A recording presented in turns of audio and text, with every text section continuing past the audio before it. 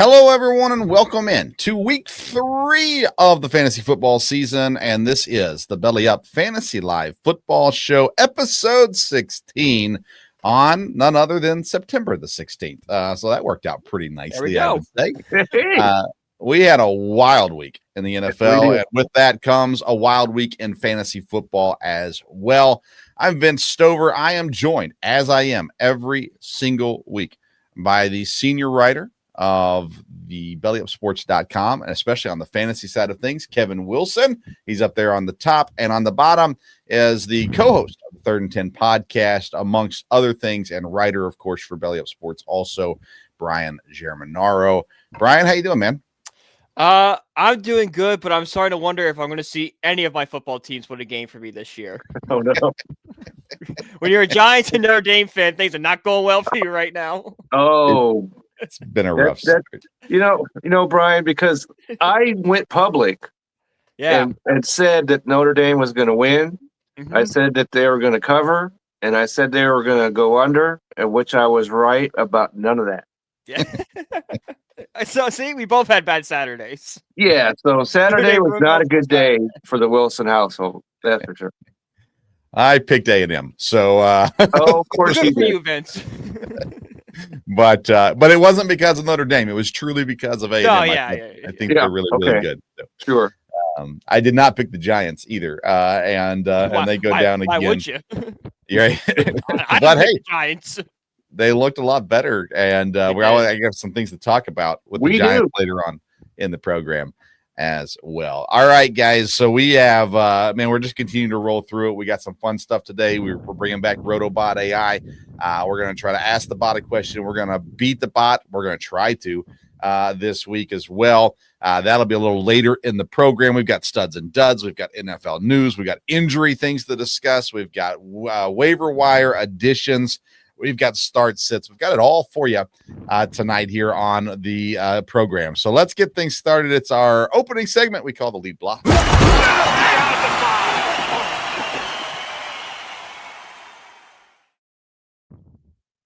All right, guys, lead block. We're talking studs and duds of week number 2, and I really feel like most of them were completely different than week number 1. We had some guys that faltered in week 1 that looked great in week 2, guys that did great in week 1 that faltered in week 2, and all kinds of fun in between as well. So let's get things started with some studs.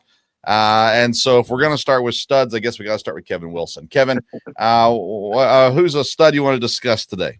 Well, because his last name's Wilson, I need to bring up Russell Wilson, who I sat here and watched that very entertaining game. Brian probably may not think so. It was entertaining. I'll give you that. It was entertaining. How about 450 yards passing?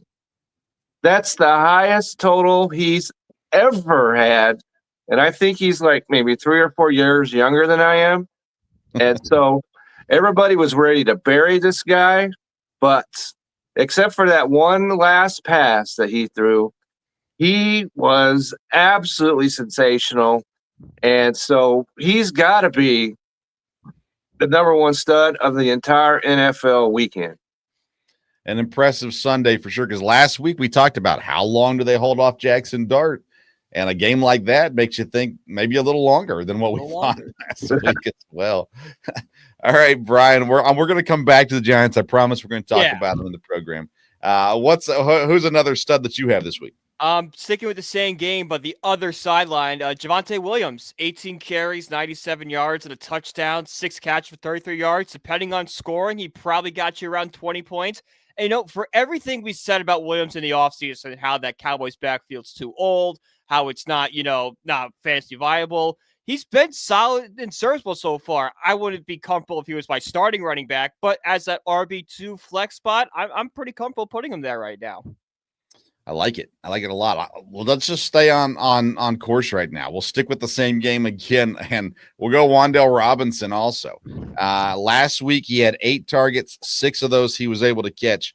This week, 10 targets. He caught 8 of them, 142 yards, and a tutty to go with it. A big fantasy week, upper 20s, 28.2 in our league for Wan'Dale Robinson. I really like Wan'Dale Robinson. I think that he is that kind of player that I don't think he's going to put up 28 fantasy points every week, but I think him being in the mid-teens, 15, 16 points a week is definitely viable for Wan'Dale Robinson. And that as a whole, the offenses looked good. There was a lot of good fantasy value in that game, of course, in that week. Let's keep it rolling. Kevin, another stud for you. Okay, so I'm going to cheat a little bit right here because I'm going to use some multiple studs from the same team. Okay. Because people were wondering about Detroit Lions. Yeah. Are they going to be any good without their, offensive coordinator and doom and gloom and everything else? Well, how about this? Jared Goff, 334 yards passing, 5 touchdowns. Yeah. Or Jamar Gibbs, how about 7.8 yards per carry and a touchdown? David Montgomery was almost as good, 5.2 yards per carry, touchdown. How about Amon-Ra St. Brown? Caught 9 of 11 targets, 115 yards, 3 touchdowns. So I would say that the Detroit Lions offense is just fine. So those are all studs to me. They all needed to be mentioned, I thought. So I just thought I would group them all together as one stud for the Detroit Lions. It kind of felt like Ben Johnson was in the building with them. Oh, wait. Kind of felt like that. Sure did. And I tell you, the Lions wish they could play the Bears every week, and many teams. Lots of teams are going to be thinking that this year, unfortunately. Yes, for sure. I like it. Brian Germinaro, another stud for you. Troy Franklin of the Denver Broncos, 8 catches, 89 yards on 9 targets. Look, I think Bo Nix might have found his go-to receiver outside of Cortland Sutton because last week he had 6 targets. This week he had 9. It seems like they're developing some sort of chemistry. If you see Franklin on that waiver wire, he might be the most popular player to pick up this week. I like it. I'm going to go to Roma Dunze, back to that Detroit-Chicago game. One of the positives to having a bad team, you're looking at fantasy things, is if they get behind and they got to throw the ball a lot. So you like those quarterbacks, they're going to get yards. You like those receivers, they're going to get catches. This week, Roma Dunze showed up. 11 targets, 7 catches, 128 yards, 2 touchdowns. He broke the 30-point barrier in fantasy football this week, too. I'm interested to see if that can develop into some sort of consistency or not. We got that with a lot of players from week 2, I think. Like, is it going to be an everyday thing or is it just a one-time thing? But Roma Dunze was a stud this week there in Chicago, too. Let's take one more round on studs if you got them. Kevin, you got another stud to talk about? I certainly do, and you call me Homer if you want to, but Kenneth Walker of the Seattle Seahawks, who I was praising in the preseason, looked like, he had no legs and no body to speak of. How about 105 yards and the clinching 19-yard touchdown against the Pittsburgh Steelers? And so I was very glad to see that because if the Seahawks are going to be any kind of a team, they need him. They got the win. So I'm all for it. We may talk about his counterpart in just a minute. Brian, another stud for you this week. Vince, you're like this one. It's Tucker Kraft, 21 points this past week against the Washington Commanders. 6 catches for 124 yards and a touchdown.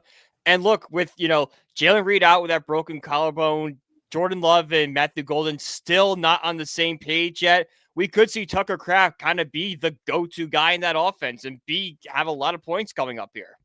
100%. We'll talk about him in our start sits this week as well. My last one's Mac Jones. Of all the talk about Shanahan wanted Mac Jones, Lynch wanted Trey Lance, and all this arguing back and forth, maybe, possibly, we don't know if it's real or not. Mac Jones finally ends up in San Francisco. He's finally in the Shanahan offense, and wouldn't you know it, Brock Purdy goes down. Mac Jones gets his chance, and he showed up, 279 yards, 3 touchdowns. He did fumble, but no picks in that game, 21 fantasy points this week. I go back to this with the Shanahan tree, and I would include McVay into this as well, and his tree as well, but it's quarterback friendly. You go and you watch Shanahan, you go and you watch LaFleur. Those systems are so quarterback friendly if you'll follow the system. And so Brock Purdy fits because he can't fit anywhere but he fits very well there. It's a great fit for him. I think Mac Jones fits that category so well, that Brock Purdy mold of sorts. And so it worked for him this week. We'll see if it continues to or not. San Francisco does have some talent. They are injured in some ways too, but I was happy for Mac Jones that he showed up and he played well. I like guys getting a second chance. The Sam Darnold thing, the Geno Smith thing, all these kinds of things. The second chances where they can make the most of them, and maybe this is Mac Jones's chance to at least get another opportunity to start somewhere full time, even when Purdy comes back for San Francisco too. So, all right, let's go to duds. Let's dud it down. So we started with studs with Kevin. If we're going to talk duds, we got to start with Brian. Sorry, Brian. All right, let's go to your first dud this week, Brian. My first one is Drake London. 3 catches for only 49 yards. A steep drop off in targets. Went from 15 to 4. We all were kind of hyping up Drake London about like that connection you had with Penix towards the last game. That just seems non-existent right now. I would say far away from Drake London. Yikes. I'm starting them this week. So so hopefully one of us is right and it's me. But we'll see. We'll see on that one. We'll talk about the Falcons later too. Kevin, a dud for you this week. Okay, so my first dud comes with some humble pie because I spoke highly of Caleb Johnson in preseason and said that you probably might want him over Warren. Well, no, you don't. Okay. 1 rush, 1 yard, and the fumbled kickoff that turned that game around against the Seahawks. He's been absolutely dreadful. He deserves to be on no fantasy football team rosters. And so I went ahead and followed my own advice and drafted him, but that's going to be corrected by tomorrow morning. I can assure you of that. So biggest dud to me has to be this guy. Yeah, he's going to be available in the league. I have him in also come tomorrow morning. So me too. It was an easy. I'm glad easy we're all on one the to same drop. page here. Oh, absolutely lockstep on this guy. All right. So for the last 2 weeks, we've heard Kevin Wilson just vomit praise over Charbonnet, and he's going to take over. Kenneth Walker. Then tonight, Kenneth Walker's great. Love Kenneth Walker. Okay, that's because Kenneth Walker was awesome this week. Charbonnet, on the other hand, Zach Charbonnet, not so much. 15 carries for 10 yards. Yeah, I believe he out-carried Walker. Didn't Walker have 12 carries? Kenneth Walker had 13 carries. 13 carries and 100 and how many yards? 5 yards, and like I said, the clinching touchdown. Yeah, Charbonnet, 15 touches, 10 yards, 1 fantasy point. Yikes. So I think Charbonnet will have his moments still, obviously. Yeah, you're not dumping him. This week he was a dud, and there's no doubt about it. No question. At all there. All right, Kevin, you got another dud? All right, so I cannot believe after Baltimore put 41 points on the board that I'm speaking about Derrick Henry as a dud. Yeah. But 11 rushes, 23 yards, 2.1 yards per carry. There's no way you could have possibly predicted if I had told you that they'd score 41 points, that he'd average 2.1 yards per carry. And so he was an absolute dud. Everybody, if you drafted him, of course, you put him in your starting lineup, of course. Yeah. But it did not work out at all. But you're not panicking with Derrick Henry, of course. But for week 2, absolute dud. Dud. Yep, I agree. Brian, another dud from you? It's a guy that shares the same name with me, Brian Thomas Jr. 4 catches for 49 yards. Did not look great week 1 either because he only had 1 catch for 11 yards. And this is with the high target numbers. He had 12 targets this past week, and he had 7 last week.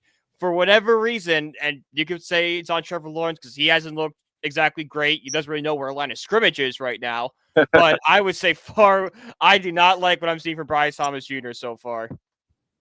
I hear that, man. This week, so I had a crazy busy Sunday. I usually am home, around lunchtime for most of the afternoon before heading back to church in the evening. This Sunday we had a special day, and I didn't get home till after the afternoon games were done. And so I'm looking at scores, and I see the Lions, all these points. I go, oh, man, Laporta must have went off. No, he didn't. I see Baltimore, all these points, and Henry must have went off. No.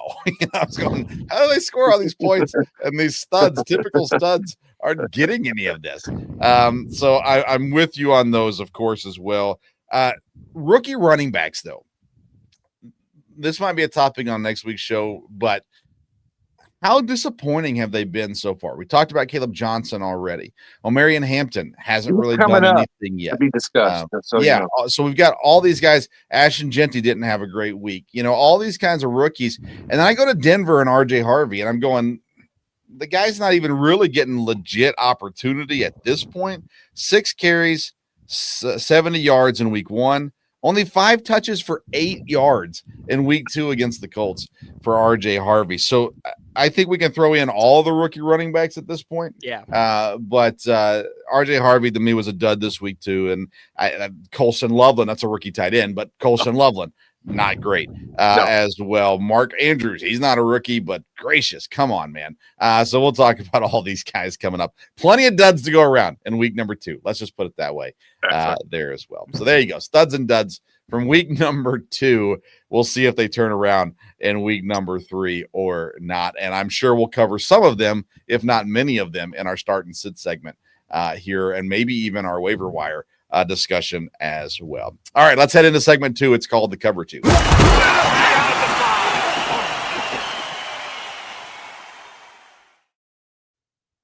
All right, guys, the story of week number 2 was injured quarterbacks.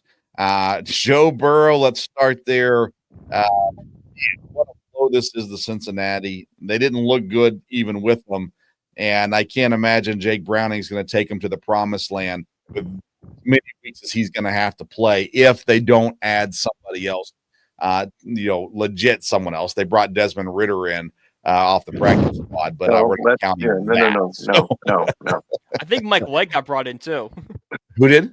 I believe Mike White is Mike White in Cincinnati too. I could be wrong, but I saw on Twitter. Isn't he like 56 or something? Maybe. Well, that's his Madden rating, I think.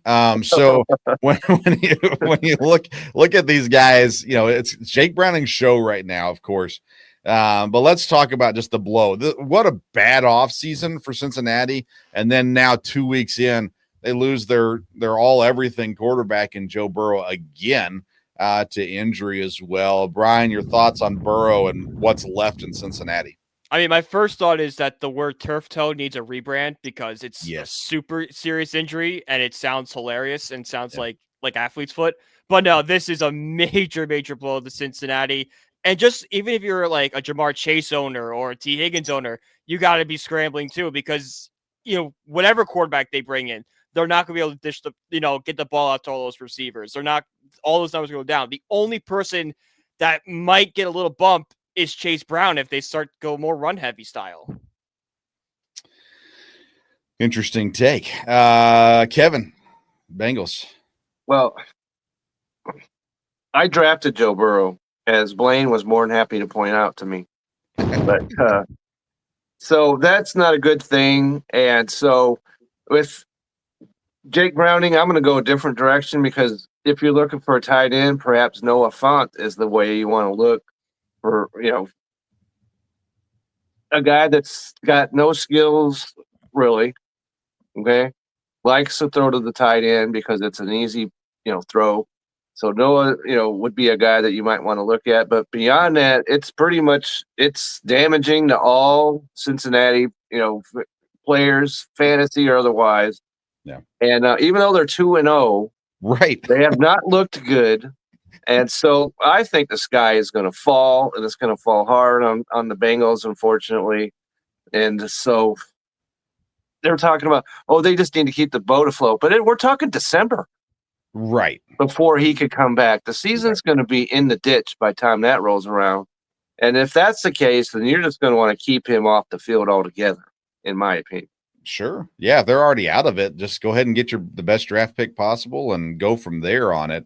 I'm curious, do you guys think they should bring somebody else in or just live with it? Jake Browning knows the system. He's been there. He's had minimal success, as the backup there as well. But you want your backup to maybe be able to play 2 or 3 weeks, not 2 or 3 months. So I'm curious, first of all, do you think they should try to go get somebody? And if so, who do you think they should go after, Brian? Well, I mean, they definitely should explore it, but the problem is I don't think anyone's going to be available. Like, we talked on Twitter the other night about Jameis Winston. The Giants value Winston's leadership more than anything else, so he's not getting moved. The Falcons already said they're not moving Kirk Cousins, and the Niners need Mac Jones right now. So there's really not a quarterback out there. Maybe if Brock Purdy comes back next few weeks, maybe you go out and make a trade for Mac Jones, but I just don't see an option out there for them to go and get. Yeah, as a Packer fan, I've seen a lot on social media about Malik Willis. And I was talking to my dad about this today. I said, Dad, I know you like him, but he's a backup quarterback. Like, he's great for a couple games, but he's not that. He might be an upgrade over Browning because of his athleticism, but he's not a drastic upgrade over Jake Browning, in my opinion, at the very least. I love him as a backup. I like him in Green Bay as a backup, but if Jordan Love goes down, I'm not going, oh, Willis is taking us to the promised land. No. We're in the same spot. I think about guys like Mitch Trubisky. Now, again, I think Buffalo doesn't want to move on from him. I think they like having that security blanket there as well. There might be even some, down in Pittsburgh, they've got a rookie. Out in Vegas, they've got a rookie, I think, too, that's not playing. So those kinds of things. Trey Lance and the Chargers, those kinds of things. I don't think it would be smart. I don't think there's anybody out there other than Kirk Cousins that immediately says, okay, there's potential for us to be okay here. Kirk Cousins, I think, would be. And I think Atlanta would move him for the right price. It'd be steep. Unfortunately for them, that price just got higher because of the desperate need that's there. Correct. So if they tried to trade him last week, they might have got, something lower. But all right, one more Burrow question.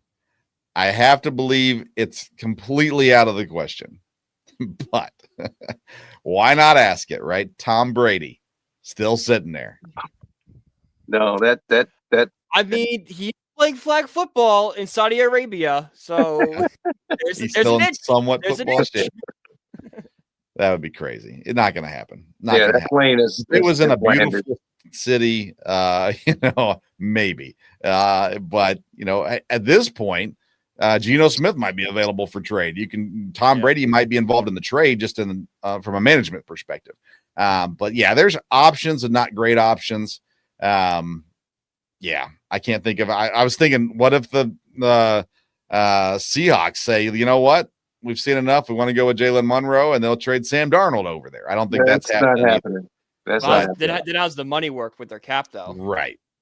You always have to remember the financial side of things, too. So, I couldn't think of any great option over there other than a team that's done with their quarterback. Carolina maybe saying we're done with Bryce Young. But, again, I don't see it happening. Jacksonville saying we're done with Trevor Lawrence. I don't see it happening. All those kinds of things. So, there you go. There's very few options available. I say just let Jake Browning go, and whatever happens, happens. Maybe you get a great draft pick. Maybe you decide to go ahead and draft another quarterback early, whether it's second round next year, just to have a solid backup. But maybe Jake Browning surprises us, and maybe he's ends up taking them to the playoffs. They are 2-0, like Kevin said. So who knows from there? J.J. McCarthy goes down. He's going to miss a few weeks, and so Carson Wentz comes in Minnesota. I don't think it's a massive fall off personally, because I'm very low on J.J. McCarthy. So I'm not saying this as praise to Carson Wentz, but I don't think it's a big drop off. And I think it has an impact because, again, McCarthy was athletic or is athletic. Wentz is not what he used to be. So I don't know. Kevin, your thoughts on McCarthy going down and, of course, Wentz now stepping up? Well, it's unfortunate. We're low, you and I, and I believe Brian was all low on J.J. McCarthy, but he could, be a viable starting quarterback. And so, but Carson Wentz, as you mentioned, I don't think that's awful. That's not, just what we just talked about.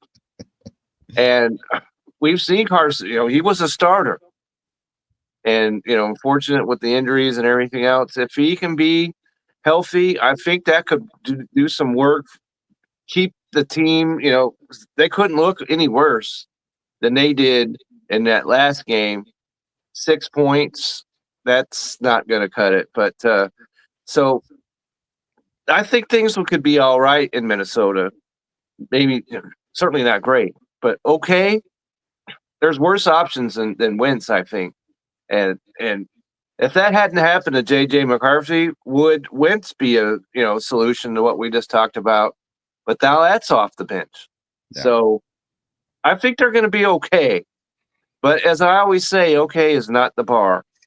And so if they're okay, that's as good as you can hope for. I predicted they'd finish last in the North, and so I still think that's a possibility, although the Bears look horrendous, so that's probably wrong on that. But, Brian, your Carson Wentz thoughts? Well, Kevin, not only was Carson Wentz a starter, he was an MVP candidate at one point. So we've seen the flashes of him there. Now, those days are far behind him, about 4 injuries ago. But if you can just be a game manager, the Vikings can just kind of tread water and maybe be in a better spot than if McCarthy had started those games. Kevin O'Connell is in that system mold. It's friendly to quarterbacks. Justin Jefferson is friendly to quarterbacks. So there is some potential there. But again, if you're a Vikings fan, you're probably today not as happy as you were going into this past week with J.J. McCarthy as your quarterback. Just because with the McCarthy, at least you have this hope of what could be. Wentz, you're kind of going, man, if we could have had him 5 years ago, that'd have been awesome. But now I'm not sure, if only Sam Darnold was still on the team.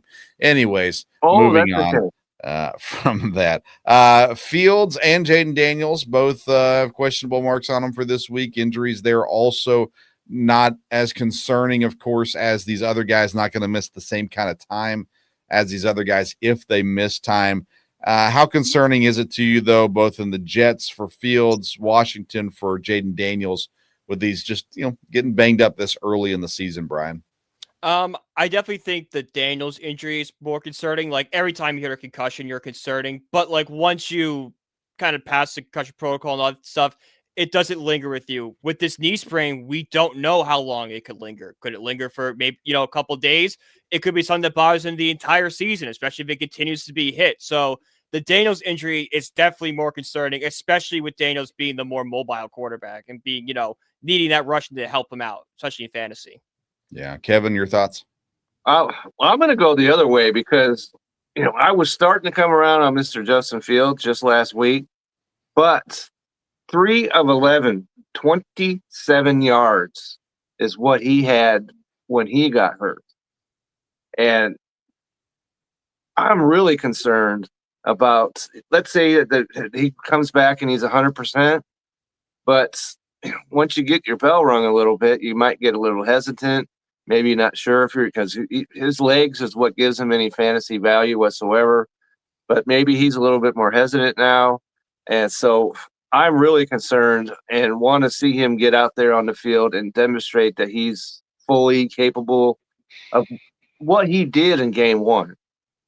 And so I want to, if I had Justin Fields, which, I was not high on him, so I don't. But I'm really concerned. I want to see him come out on the field and show that he's 100% before I would be willing to get all back behind him again.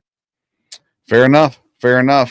This will lead into our next topic, but we got to talk about Daniel Jones.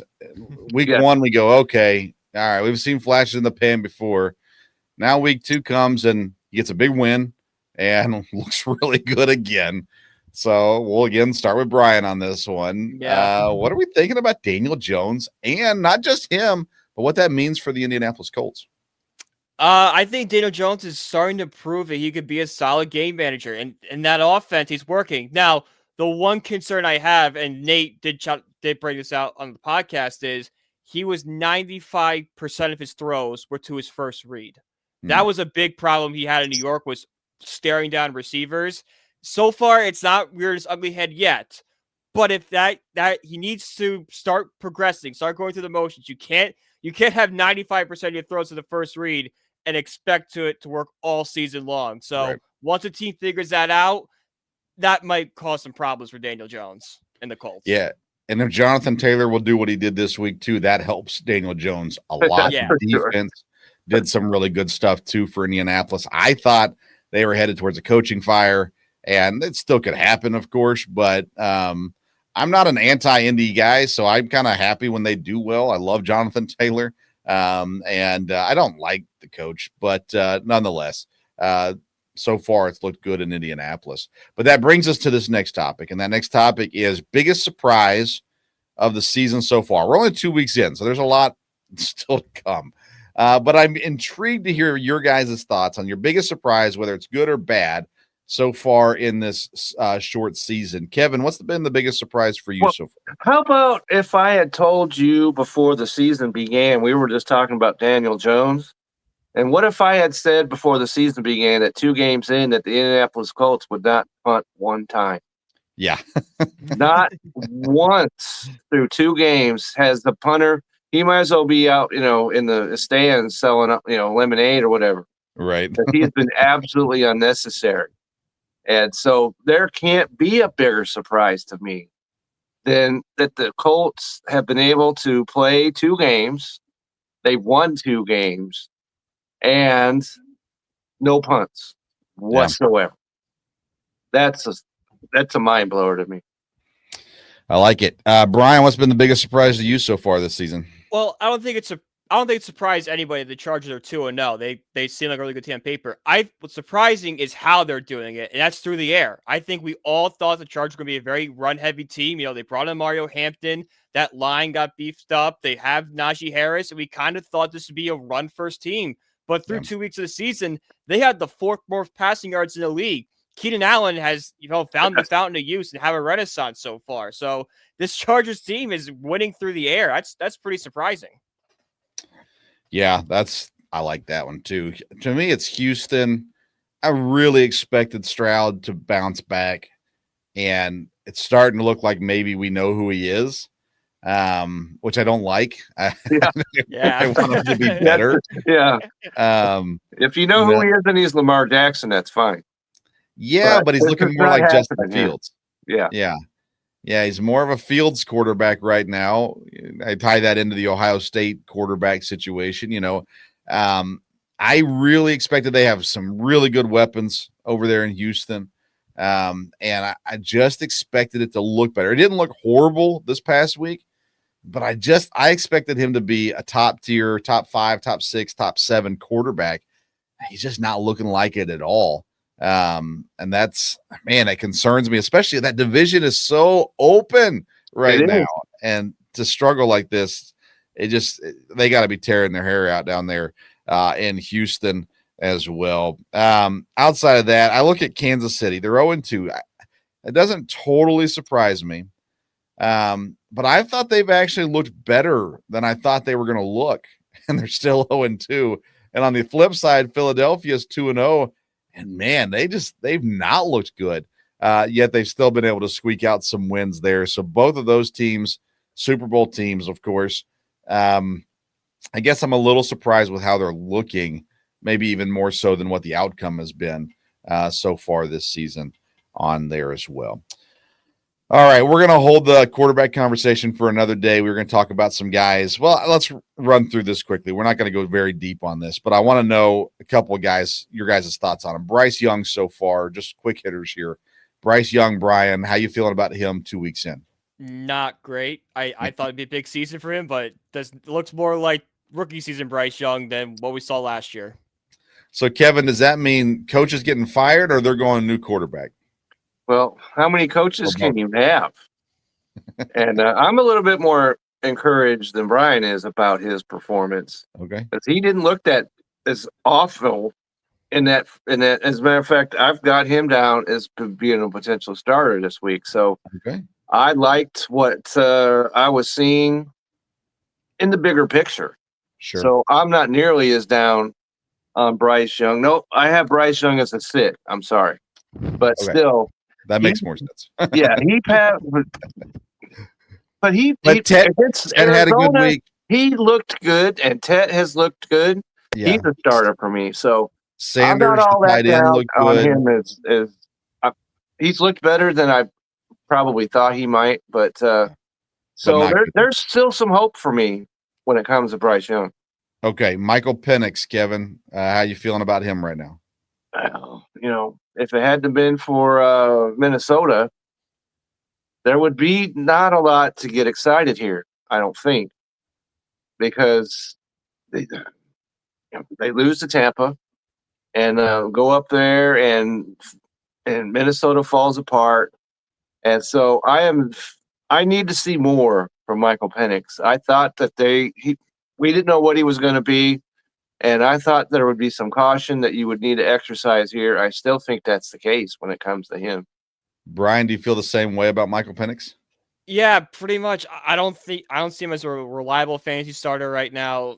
Maybe a bench option. Maybe he can turn on as season goes along, but I have no confidence he can turn it around right now. All right, we're gonna play a game we played in preseason. All right, I'm gonna give you two guys. You got to tell me which one you'd take. This is for real football on your football team. Okay, so which one would you rather have, Bryce Young or Michael Penix, Brian? I think I'm going to go Bryce Young because Michael Penix is older and he has the injury concerns kind of lingering with him. And he also hasn't played as many games as Bryce Young. So, I don't know what Penix is. I kind of know what Bryce Young is. I feel like you can make an offense around that. Interesting. Kevin, Bryce Young or Michael Penix? Well, I just said some positive things about Bryce Young, so I'm going to stay in that vein. He's got some weapons now. And so even though I'm really concerned about Juba Hubbard back there, if he could get things going, then I would like it better. Yeah, but your team doesn't have Juba Hubbard, so no, it does not. So I'm going Bryce Young. Okay, Bryce Young or Cam Ward, Brian? Cam Ward. It's kind of the opposite, but I've seen more flashes from Cam Ward than I have the other two. Sure. Kevin, Bryce Young or Cam Ward? Well, Cam Ward, still has the fresh bow around him. He's, you just got him out from underneath the Christmas tree. And so there's still time for him to not disappoint, as a lot of these number one draft picks have done in the past. And so I would stick with the potential that he has, because his ceiling is really high. I think it's higher than the other two. And so even though the team is but right. I would stay there. Cam Ward or Caleb Williams, Kevin? Goodness. Oh, man. Caleb Williams, every time that you try and say something positive, then you just get your head bashed in. And it's I don't want that to happen any further. Okay. And so I am absolutely disappointed in the performance that he has given us, especially given who his coach is now. He's got to be, we talk about surprises, disappointment aisle. He goes right into that center stage to me. All right. So you're taking Cam Ward. Absolutely. Okay. Brian, Cam Ward or Caleb Williams? Yeah, I think going Cam Ward. Like if there's not an improvement under Ben Johnson's offense, I know it's so early, but it looks like he's regressed in some areas. So I'd rather go with Cam Ward, who hasn't been great, but like at least you see a good quarterback. You could see it. You just need to fine tune the edges a little bit. So. Sure. I like it. All right. Very good. All right. Any other news you guys want to discuss before we move on? Nope, that's about it. All right, that's the cover two. Let's head into read option.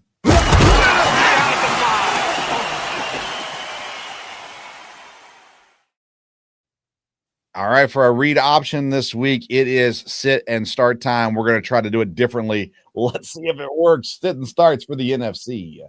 Starts on Sunday, going up against that Bears defense, which we saw just gave up over 50 points to the Detroit Lions. Same reason why I'm also starting CeeDee Lamb. They gave up 115 yards to St. Brown. I expect CeeDee Lamb to kind of take that role, be that wide receiver number one in Dallas offense. I don't think the Bears are going to stop him.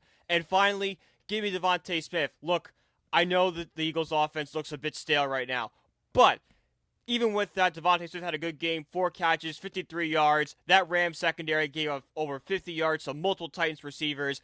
I can see Devontae Smith having a big game. My sit-em, my first one is Wan'Dale Robinson. I know he had a big game last week, but Wan'Dale has been the definition of inconsistent throughout his career, and I think he's going to regress back to the mean this week. My other sit-em is Jaden Daniels. We don't know the health of Daniels yet for Sunday's game, but even if he does play, mobility is such a big part of his game.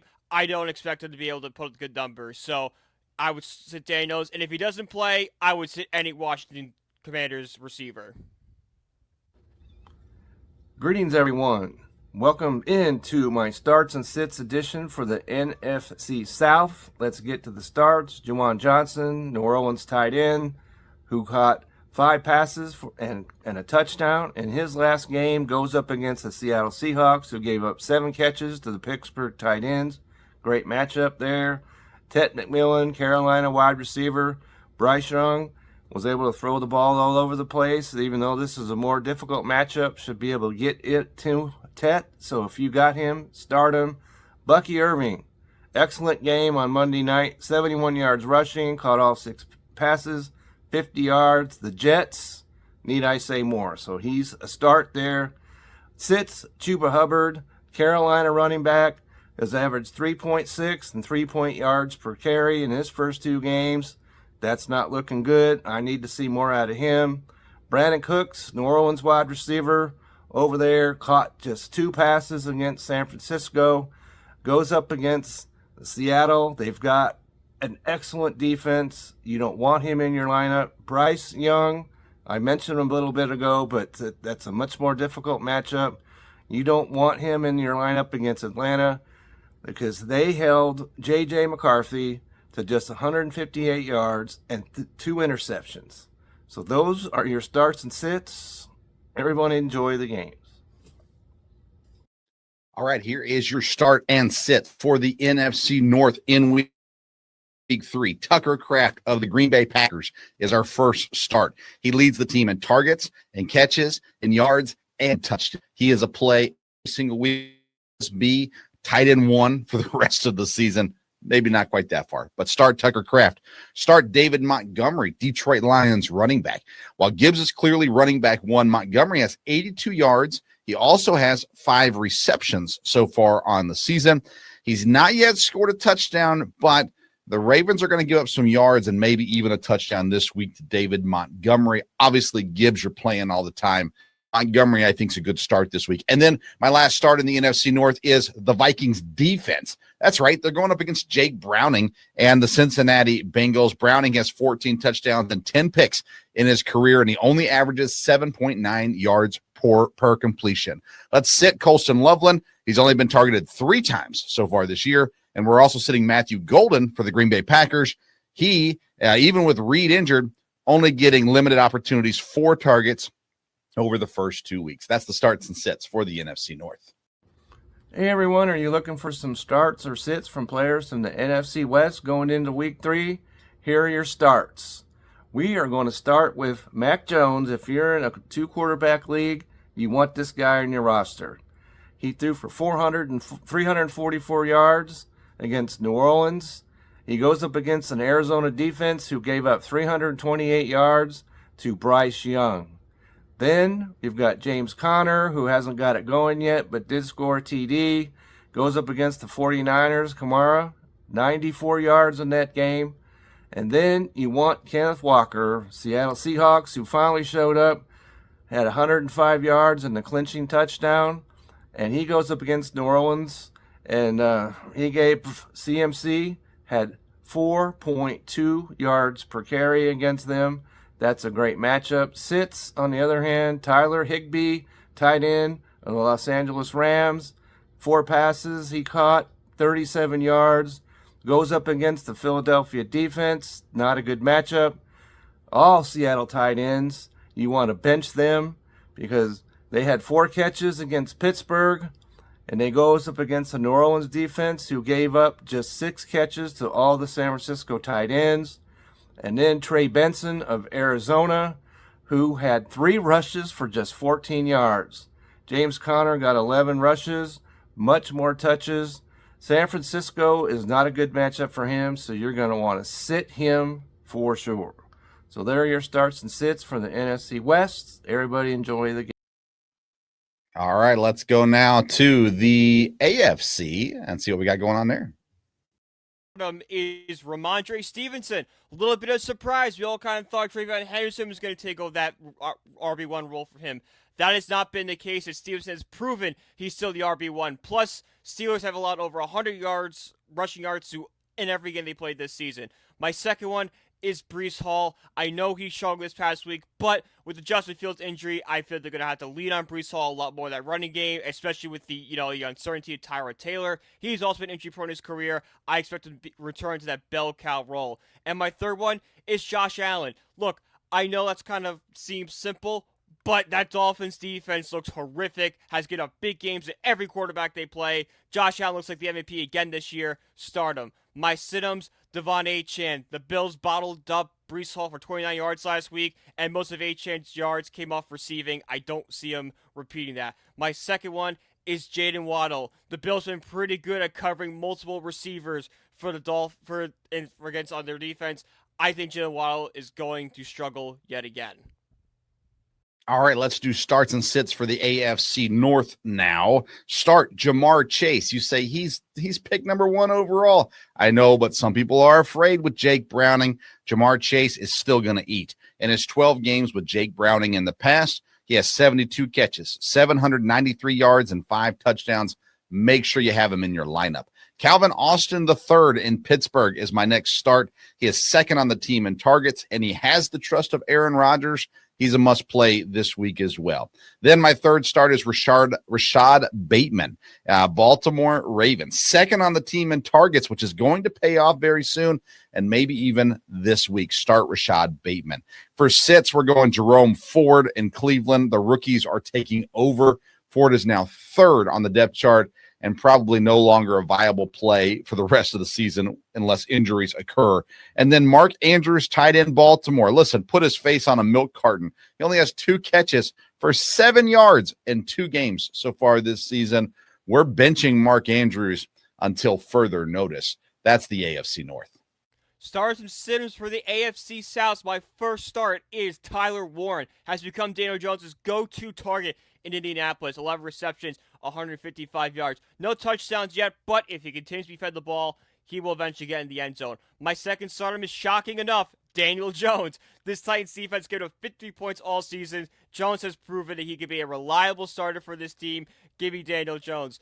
And finally, Travis Etienne. The Texans showed on Monday night they struggled to keep Bucky Irving in that receiving role. Travis Etienne has established himself as the receiving back in Jacksonville. I think he has a big game, especially catching balls out of the backfield. My sit-em is Calvin Ridley. Look, Ridley was expected to be the wide receiver 1 in Tennessee. That hasn't happened yet, as there really is no wide receiver 1 in Tennessee. Cam Ward has shown flashes, but he's kind of, distribute the wealth. So I don't think Ridley has that big game with him just yet. And my second sit-em is CJ Stroud. Another so-so game for Stroud on Monday night. I don't really see him turning it around. He's not someone I can trust yet to be my starting quarterback. Hey, if you're looking for some starts or sits from players from the AFC West, here are some starts. Hollywood Brown, Kansas City wide receiver. Didn't have such a great game as he did in the first one, but still caught all of his targets. Goes up against the Giants defense, who gave up 361 yards and 3 touchdowns. Or you could go with Keenan Allen, wide receiver from the Chargers, who in 2 games has 17 targets, 12 catches, 2 touchdowns, and goes up against a Denver defense that allowed 316 yards to the Indianapolis Colts. Troy Franklin, Denver wide receiver, 15 targets, 12 catches on the season. And in that last game, Sutton had just 1 catch for 6 yards. Bo Nix trusts him, so you want him in your starting lineup. Sits, Isaiah Pacheco had just 22 rushing yards on 10 attempts. And even though they go up against the Giants, I need to see more out of him before I'm starting him.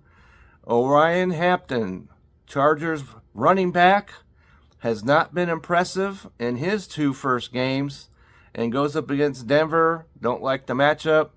And then Geno Smith, quarterback, Las Vegas Raiders, who threw 3 interceptions in that last game and goes up against on the road against Washington. Not a great matchup. You want to sit him. So there are your starts and sits from the AFC West. Everybody enjoy the games.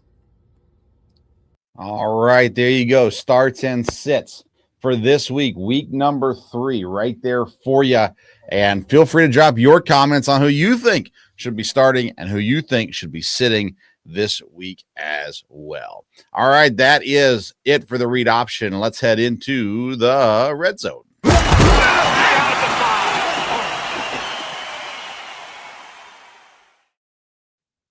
And along with the red zone today comes the fun segment we're doing this year called Ask the Bot.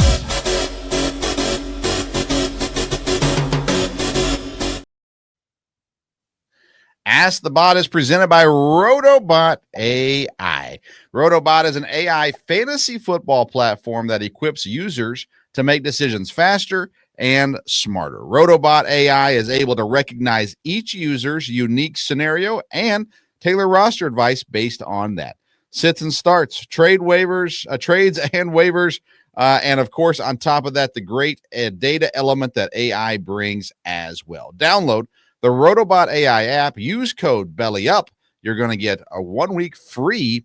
And one of the new things I found about Rotobot this week in using it was they have their own grading system as well. And so they'll put up a popular grading system that other people have looked at, and they'll put up their grading system right next to it for some players as well, which can help you as you're trying to decide which way to go. And was helpful with the question I asked Rotobot AI this week. And the question was, what waiver wire QB should I try to get to replace Joe Burrow?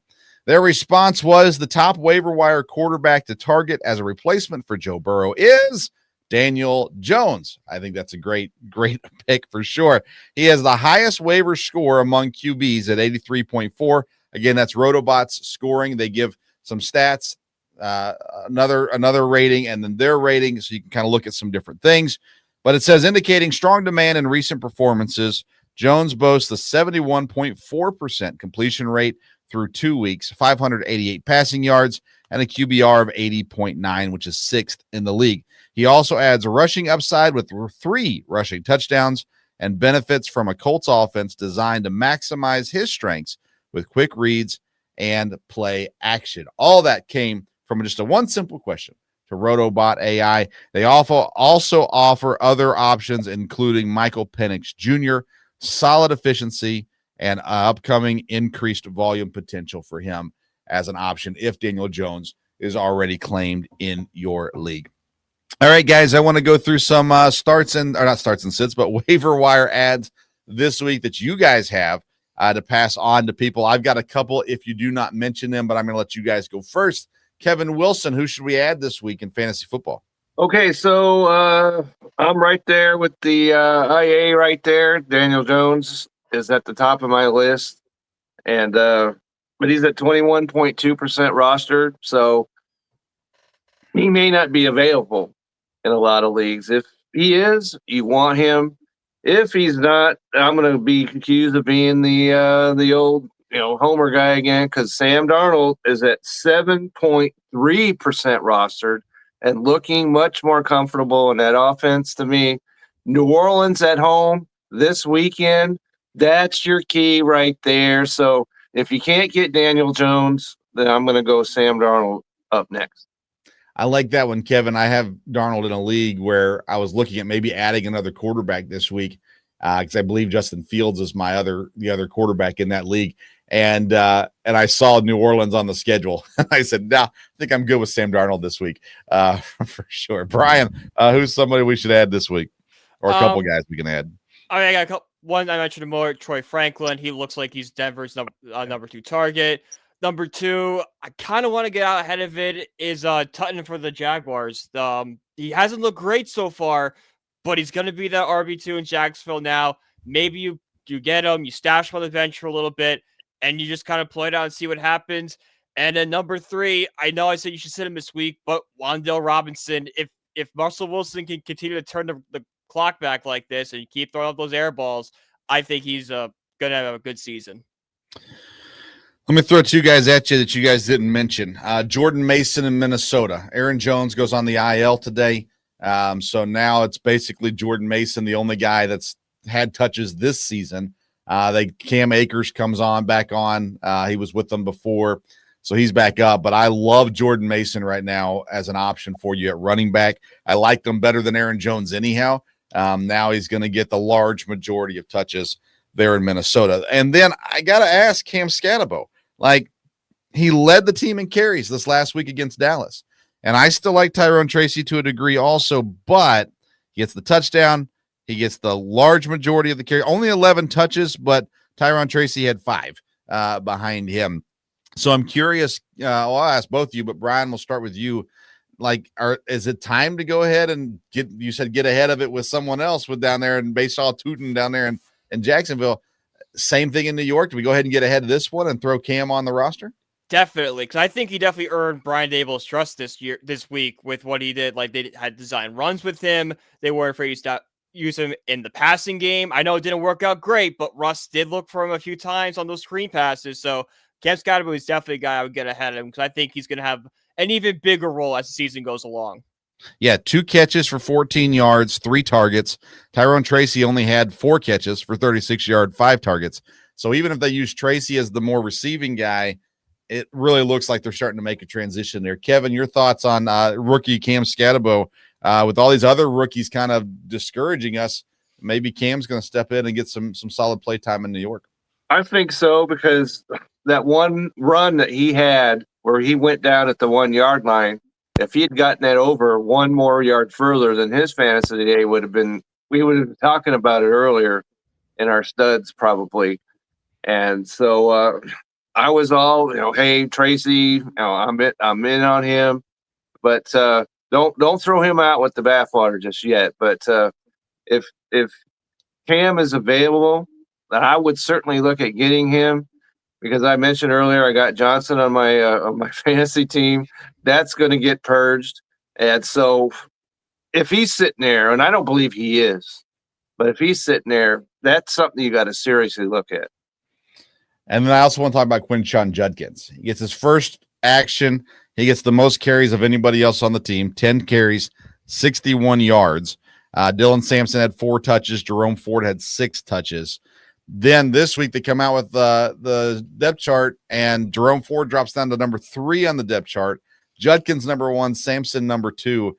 I think he's been claimed in most every league at this point, but what's the confidence level? Like, are we starting Quinshon Judkins this week? I don't know if I would start him just yet because I want to see just a little bit more and just see how all the offseason stuff helped him. But he's very close. I would be comfortable as like a flex option for him this week. And then he puts another good showing on next week, a definite starter. Yeah. Kevin, your thoughts? Yeah, I'm with you on that, Brian. I thought it looked like that this guy wasn't even going to play this year. Right. And so I was like, if you don't have to draft him, don't do it.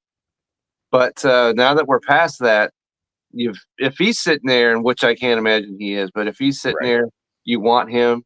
And I would be confident with him. And even, we talked about Sampson, and I've liked him 1,000 times more than I thought I ever would with him. So if you've got either one of those two guys, I think that's a solid, may not want to start him, but as you mentioned, Brian, flex either one of those guys, I think you're going to be fine. Yeah, I think that it's why stats don't tell the whole story, right? So Quinshon Judkins, 10 carries, 61 yards. He had a long of 31. So if you go 9 carries for 30 yards, you're not impressed. 10 for 61 yards. So understanding that one big play, but it also proves he has that in him. And so if he can bust a run for 20-plus yards every game, he's always going to have that, and eventually he's going to start getting some touchdowns with it as well. I don't love him to start this week, but I like him as a waiver wire pickup if he's available. I know in every league I'm in, he's on a roster. I got him in at least 1, if not 2, and he's on rosters everywhere now. So if he's there, get him, but I don't think he will be. All right, Any other ads that you guys want to talk about this week? I think you had it, Brian, because I've got Troy Franklin written down as well at 2%. Yeah. If you want this guy, you better make a move today, because that 2% will be completely blown apart by tomorrow morning. So don't wait. If you want I'm very impressed with what I've seen out of him. And I've heard from other people that, because I'm, connected to, as you guys are. And this guy's name has been mentioned more than once. So if you're looking for a wide receiver, Troy Franklin at 2%, absolute ad right there. All right. Brian, anybody else you want to mention? No, I mentioned everyone else in my first segment. Okay. Those three. I'm going to bring it up again. I brought it up last week, but I'm going to bring it up again. And that is Kyle Pitts in Atlanta. Now, I know we talked about Drake London earlier, but okay, I watched this Atlanta game and I'm sitting there going, all right, well, they're throwing him the ball. So that's nice. He's catching the ball. That's nice. The one play where I don't know if you remember it, he lined up wide right, like a wide receiver, gave a little stutter and then a slant, and he beat the guy off the format. Like, I just sat there and go, this is what we've been waiting for. And as much as a Drake London fantasy manager, I'd like to see him continue to get catches. I'm sitting here going, all right, I'm back in on Kyle Pitts. You suckered me into it. I'm back in on Kyle Pitts as a tight end 2 on a team right now. And you know, those that had George Kittle and he's gone for a while, Kyle Pitts is a great addition. I'm in on Kyle Pitts. Am I crazy? Or have we seen enough to say, okay, it's at least not crazy to add him to your roster? Brian, your thoughts? It's not crazy to add him to your roster because he's looked fine so far. But at the same time, we've been burnt so many times, and we've seen so many like, oh, this is it. This is a turning point. I'm not getting suckered into Kyle Pitts again. I'm completely out of him this whole season. Kevin? Yeah, it's kind of like you're petting a snake and you're hoping it's going to be, you know, one of the non-poisonous ones, but then it turns out and it bites you and you find out to your horror that that's not the case. And I could see adding him off the waiver wire because that's minimal damage. Yeah. But and unless I need a tight end, I'm not trusting him. Here's what I like about it, okay? The last 3 years, he's averaged 12 point some yards per catch. In the first 2 games this season, he's only averaging 8.7 yards per catch. And what I see in that is his receptions are going up.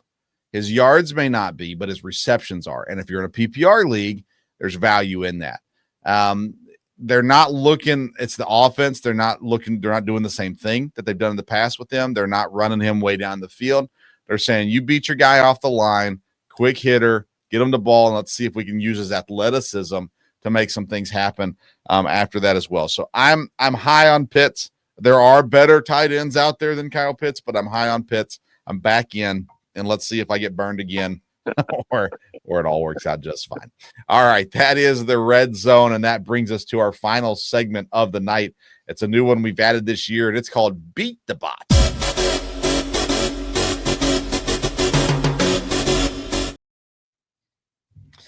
Beat the Bot is also presented by Rotobot AI. And one more reminder for you, Rotobot is an AI fantasy football platform that equips users to make decisions faster and smarter. The Rotobot AI is able to recognize each user's unique scenario and tailor roster advice based on that. So your sit starts, your trades, your waivers each week, all tied directly to your team. You can connect it to your fantasy roster. So it gives you specific advice for your fantasy roster. On top of all of that, it's got all the normal data element side of AI with it as well. So you can ask all your basic questions like we do every single week with Ask the Bot as well. Download Rotobot AI app and use the code BELLYUP. You're going to receive 1 free week of access to Rotobot with the code BELLYUP. All right, guys, Rotobot is beating us. He's 2-0. This one was close this week because Kevin copied the robot, but he was too high in his point total, and the Rotobot was closer in the point total to what Trey McBride had. Trey McBride scored 13.8, and the bot had him at 15.2. Kevin had him at 15.5. So the bot was closer. He gets the win again this week. I had Hunter Henry, who scored 1.9 points. Not close. 8 points, not quite there either. Of course, Trey McBride was not the leading tight end this week, but out of our choices, he was indeed. So this week we're doing wide receivers, and I was a little surprised by this one with Rotobot. Trey McBride was not a surprise to me when I asked Rotobot who's going to be the highest scoring tight end in week 2. I asked Rotobot who's going to be the highest scoring wide receiver in week 3, and it came back with DK Metcalf, and I did not see that one coming. So I thought, okay, what does the bot know that I do not? We're going to find out, of course, this week. So they go with DK Metcalf. I am going with CeeDee Lamb this week. I've got him at 23.2 points this week. CeeDee Lamb, Dallas Cowboys. He's got some making up to do from some drops and things going on last week. So I'm going with a big week for CeeDee Lamb. Kevin, who are you have as the top wide receiver in week number 3? Well, I mentioned him earlier. Amon-Ra St. Brown goes up against a horrible Baltimore Ravens defense. And so he's going to continue. I think that I'm going to put him at 21.5 fantasy points this week. So he's my selection. All right. Brian, who are you going with for highest scoring wide receiver in week 2? You know, we need a win for humanity on this one. I'm going with the guy that hasn't failed me yet. Give me my boy Malik Neighbors. I think he's going to be like 23.2. 23.2. All right. I almost went with Puka this week. I was this close to going with Puka this week, but I decided CeeDee Lamb. I thought the matchup was good. I thought everything was lining itself up. So we all have different picks this week. The Rotobot AI is picking DK Metcalf. I'm going CeeDee Lamb. Kevin's going Amon-Ra St. Brown, and Brian going with Malik Neighbors, who now is probably destined to break his femur this week. Don't speak that into the atmosphere. Don't put that out there. I don't know how much worse Giants football is going to get if he's not out there. Oh, gracious. All right, there you go. All kinds of fantasy football advice for you this week. You can find more on the social medias for Belly Up Fantasy at Belly Up Fantasy or Belly Up Sports at Belly Up Sports. Of course, on the website, bellyupsports.com as well. So, guys, tell us what's going on this week content-wise. I know we got some articles coming out this week, too. Brian, we'll start with you today. What you got going on this week? As always, you can find me on Twitter at BrianPG1016. Find all my article work over there. New episode 3010 just dropped. We broke down the exciting yet depressing Giants-Cowboys game. We'll preview the massacre that will be Sunday Night Football between Giants and Chiefs, and I will also name 5 games I would rather watch in Sunday Night Football than the Giants game. I can't wait for that one. Yeah. All right, Kevin, what you got going on this week? Okay, so we didn't talk about this before, but I'm looking to do the starts and sits for the Thursday night game this week. That'll be coming out tomorrow. And I have a much more happy announcement that on Seahawks Sessions, we'll be talking on Friday about a victory. And also in that same vein, that post-game, the Seahawks Sessions, we're going to get together and discuss the game that just occurred. So you can look forward to seeing that on Sunday night. And we have no baseball games to get to on Sunday night this week, but don't forget, Fantasy Championship is here, and you can always get me at on Twitter at Kevin62 WILSCA, and there's still people coming to me for advice, so I'm open. So bring it. So me and Kevin are a knockdown, drag out championship match right now in fantasy baseball. You can hear more of that. We did a show Sunday night. Go back and watch that on the Belly Up Sports YouTube channel.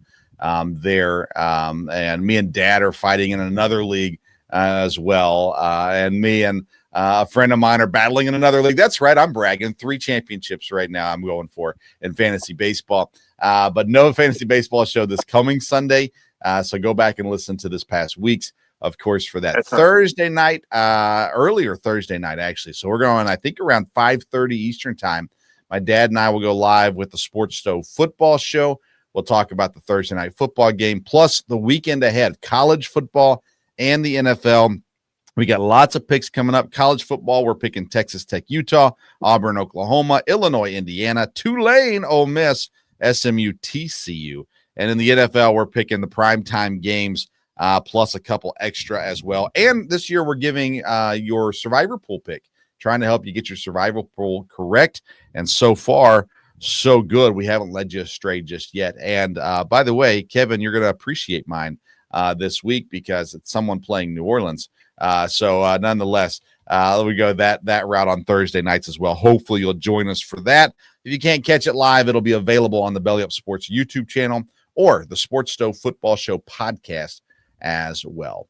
Next week, right here, you're going to find us again, the Belly Up Sports Fantasy Live Football Show. Hope you're enjoying it. If you are, we hope that you'll share it with a friend. Give us a like, a subscribe on YouTube, and wherever you're listening, a follow or a subscription or whatever it is that you got to push wherever you're listening. Do it. We'd surely appreciate it there as well. You can find me on social media at Sports Stove. Well, thank you, Brian. Thank you, Kevin, as always, for another week of fantasy football coverage. And friends, good luck this week. And hopefully your duds will be studs and your studs will not be duds this week in fantasy football. Enjoy another wonderful football weekend.